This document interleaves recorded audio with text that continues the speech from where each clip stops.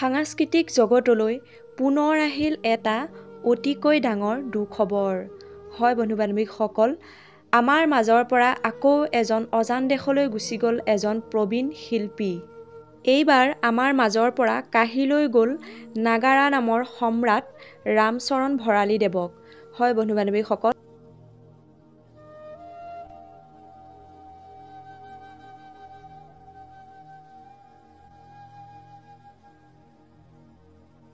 অসমৰ সাংস্কৃতিক ক্ষেত্ৰখন ধ্বংস কৰিম বুলিয়ে যেন আহিছিল এই বহুত আহিব বহুত যাব, কিন্তু এখেতৰ দৰে মহান পাঠক হয়তো দ্বিতীয়জন আৰু অসমত নোলায়। ৮৩ বছৰ বয়সত শেষ নিশ্বাস ত্যাগ কৰে নাগাৰা নামৰ পাঠক গৰাকীয়ে।